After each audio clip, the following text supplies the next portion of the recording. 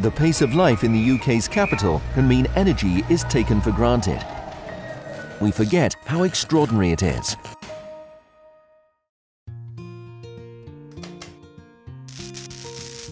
Human innovation has made it possible to harness energy and use it to power our society, providing heat and electricity to buildings, transporting us from A to B, and fueling our industry. But the fossil fuels we rely on to achieve this expose the UK to high and volatile energy prices, especially as we import more energy from overseas. And burning fossil fuels to harness energy causes greenhouse gas emissions that drive global warming. Scientists agree that a temperature rise of more than 2 degrees would have an unprecedented impact on our lives. In order to help stay within that limit, we need to reduce our greenhouse gas emissions by 80% by 2050. It might feel like a long way off, but for the scale of change required, we need to act now. Powering the country, our city and our lives, at the same time as keeping bills affordable and cutting emissions, represents one of the biggest challenges we face. Though the solutions are not straightforward, the UK is already taking action. And with change also comes opportunity. So today, and in the future, how will London help to tackle the British energy challenge?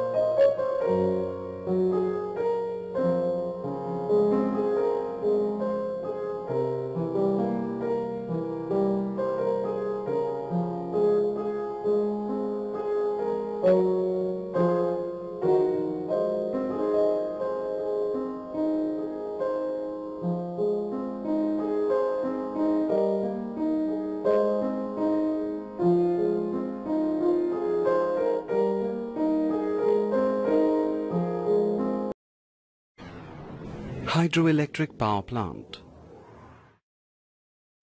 In a hydroelectric power plant, electricity is produced from water.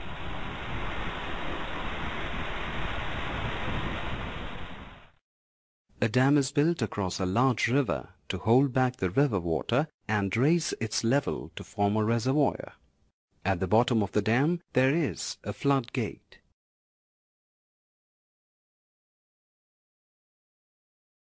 Water flows through the penstock and rotates the turbine. The flowing water rotates the turbine, which is placed at the end of the penstock. The turbine, in turn, rotates the shaft that is connected to the coils of a generator. These coils are placed in between strong magnetic poles. The rotating shaft turns the coils. The change in magnetic field due to the movement.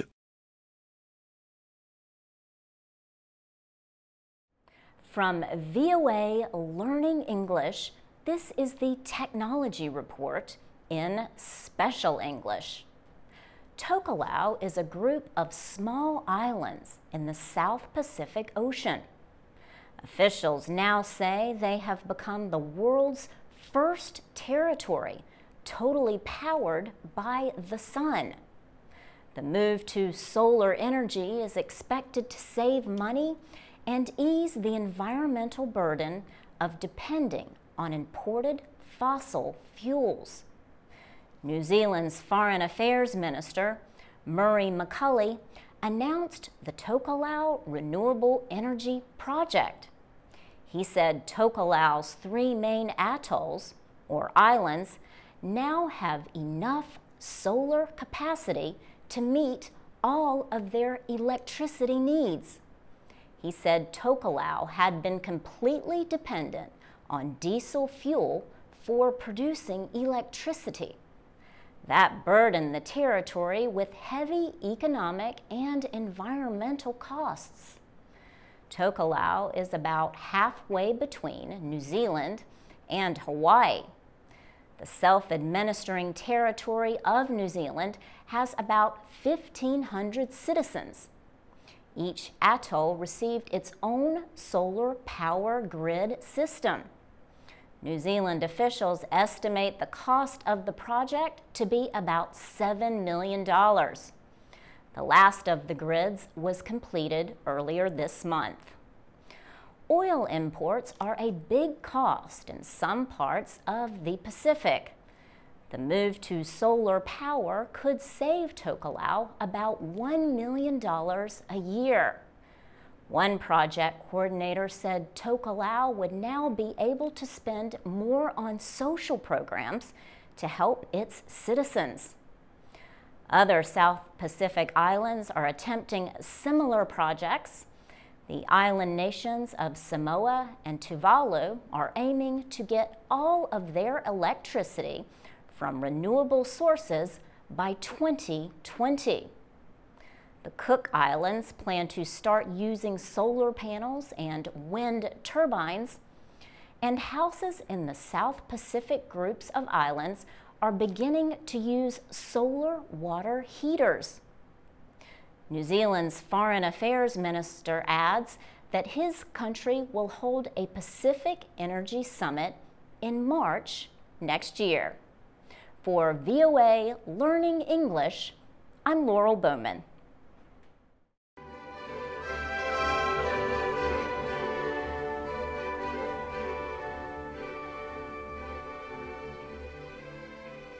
So we fabricate in this lab what are called solar photovoltaics, and most people have seen on rooftops solar panels, and usually they're made out of silicon. They're kind of big and bulky.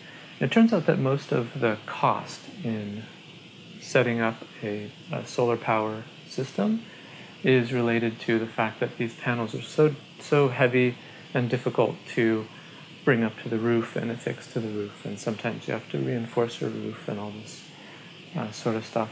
So we're trying to make solar panels out of new materials that could potentially be cheaper, flexible, and even more efficient.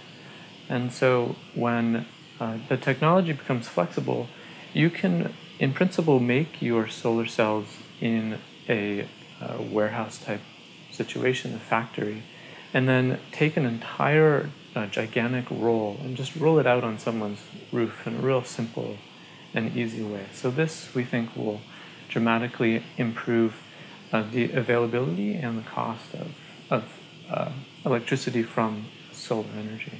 We use a number of different types of semiconducting materials that most people wouldn't think were semiconductors. So the red coloring in your shirt, for example, is it comes from a semiconducting die, and that die can be used in order to produce electrons when light is shining on it. And we also use white paint, which you wouldn't think is a semiconductor, quantum dots, which are little tiny particles of semiconductors, and a certain type of plastic can be used. And we make solar cells out of all these different materials, and some of our solar cells have each one of those materials in them. And one of the challenges for us is to understand how the solar cells work. So you need current and you need voltage in order to produce electric power.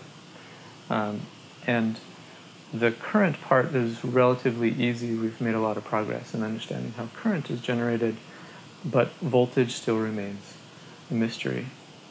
And in one of our projects in the lab, we have successfully fabricated a cell that produces more voltage than you would expect. And so we're trying to figure out why.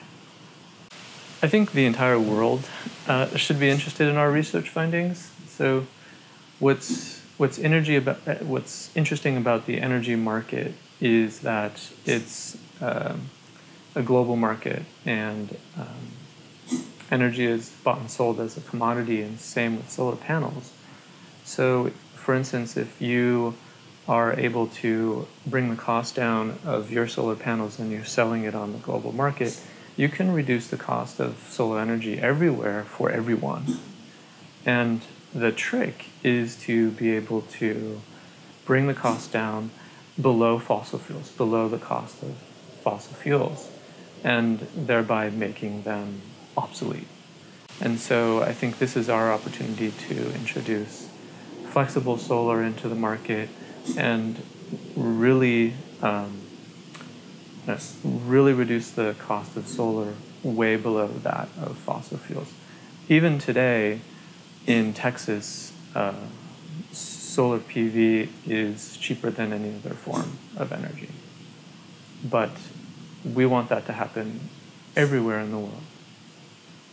In physics, we pretty much teach every course in the curriculum, but I've developed a class on renewable energy for all students, not just physics students. And in that course, we look into these questions of how much energy do we use as Americans, and in what ways do we use energy, and where does that energy come from, and what are the consequences of using energy in that way.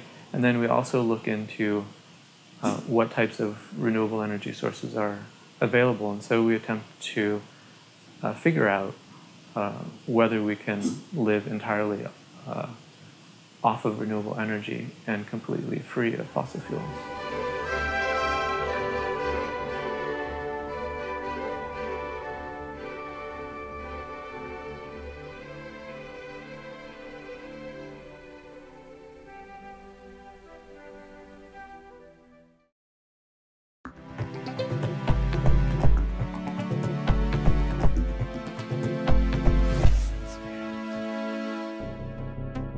Large wind farms, solar panels on rooftops, biogas plants. Germany is changing because of its energy transition. But what does energy transition really mean? Why is it so important now? And where are the opportunities and challenges? We need energy in all areas of life, for transportation and as heat and electricity. Today, we get most of our energy from fossil fuels. But there are many arguments against the use of fossil fuels. Two of the most important factors: since the beginning of industrialization, we burn more and more fossil fuels, releasing large amounts of carbon dioxide. This increases the greenhouse effect, which is causing the Earth to heat up rapidly. We have induced man-made climate change, which dramatically changes our planet's natural processes and creates a number of problems. Fossil fuels are finite. Especially the amount of available oil, our main energy resource, is decreasing rapidly. There is still some oil left, but exploitation is becoming increasingly expensive, unsafe, and dangerous for the environment. Both factors are exacerbated by rapid economic development in emerging countries. The result: accelerated climate change and increasing resource scarcity. To curb this trend, a massive shift in energy policy is essential. Nuclear power is no solution. The catastrophe of Fukushima has shown this once again. Germany's energy transition involves two main changes. First, a shift to renewable energy instead of fossil fuel. Second, a decrease in energy use through design, technology, and energy efficiency measures. Let's take a closer look at these issues. Renewable energy sources. This means the extraction of energy from materials that are not finite or that regenerate themselves. This can happen in large plants, but also on a small scale in private households, close to the consumer. Wind turbines have rotors, which are moved by the power of the wind. A generator then creates electricity.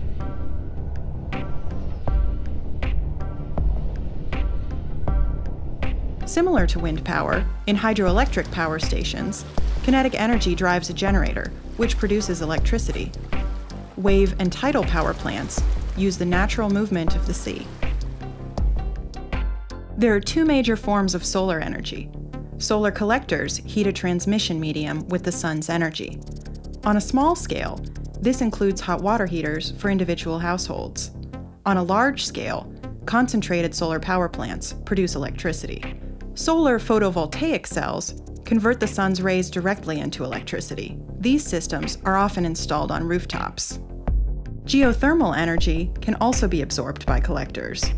Just a few meters below the Earth's surface, the increased temperature can be high enough to supply the heating for private households. In regions with high underground temperatures, electricity can also be generated in this way. Biomass from animal and vegetable substances, like organic waste from agriculture and households, or specially grown energy crops, can generate electricity or be converted into fuel. The fermentation of these substances produces methane gas, which is transformed into electricity and heat in cogeneration plants. Ethanol and biodiesel fuels can be produced with special energy crops. Solid biomass is burned in order to generate heat or electricity. When burned, plants only release the amount of CO2 they have absorbed during their growth. Thus, the carbon balance is neutral. From the energy source to the consumer, energy runs through various conversion processes. In each of these steps, energy is lost. To increase energy efficiency means to minimize these losses, or in other words, to win as much net energy as possible from the original energy source. Many losses in industry and households can be avoided. In electricity production and in many industries, a great amount of heat is released as a byproduct. Heat and power cogeneration uses this energy to heat the surrounding community. Old appliances with a high power demand can be exchanged for more efficient ones. This decreases power consumption and lowers costs for the consumer.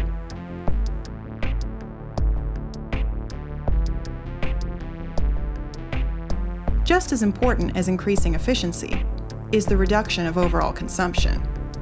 Our way of life uses too much energy. We need to conserve. The energy transition is a very complex challenge. What are the difficulties? The use of renewable energy can have negative ecological consequences. Occasionally, the interests of nature conservation conflict with the production of green power. wind and hydroelectric power plants may damage the habitats of birds and fish. For the cultivation of energy crops, rainforests are cleared. This destroys valuable ecosystems and important natural carbon sinks and increases CO2 emissions. Energy crops are often grown on fields that previously grew food crops. This increases world food prices. Residents in the vicinity of many power plants can complain about unsightly buildings and noise. At times, state funding practices have been criticized. Subsidies can hinder a complete restructuring and favor a few large energy producers. Businesses and households often cannot afford the upfront costs of buying more efficient equipment. And sometimes, it is very difficult for us to change our habits. The reliable and constant supply of green electricity is a major technical challenge. 2 points are particularly challenging: the structure of power grids and the storage of power. In Germany, for example, energy production and consumption are located in different regions. The largest supplier of renewable electricity, wind power plants, are mostly located in the north due to good climate conditions. Much of the country's energy-intensive industry, however, is located in the south. Currently, the power grid lacks the capability to transport enough energy from north to south. As a result, energy often has to be bought from other sources, even though enough energy is actually produced. In addition, renewable energy sources are heavily dependent on the weather. Their output fluctuates. In times when power plants achieve a high performance, for example when there is a strong wind, there's a lack of sufficient storage capacity for the energy surplus. Pump storage stations are a way to store some electrical energy. But these storage facilities take a lot of space and a certain geography. At this time, a well-engineered storage technology that could be implemented nationwide doesn't exist. A technical solution might be so-called smart grids. These intelligent power grids observe and link production, storage, and consumption of energy in a large integrated system. Depending on the demand for energy at a certain time, they can fine-tune energy production and moderate consumption. They balance fluctuations between energy supply and demand and integrate the many new decentralized producers into the power grid. Thus, the energy supply becomes more efficient and more reliable. We see, an energy transition is inevitable. The change to renewable energy definitely poses many challenges, but these are much smaller and easier to deal with than the consequences of continued reliance on fossil fuels. And the energy transition also offers enormous opportunities. The exploration and development of this new economic sector is creating many new jobs. We also reduce our dependence on oil and gas imports. With its energy transition, Germany, as well as other countries, can play a leading role in developing new technologies and can make an important contribution to shaping a sustainable future.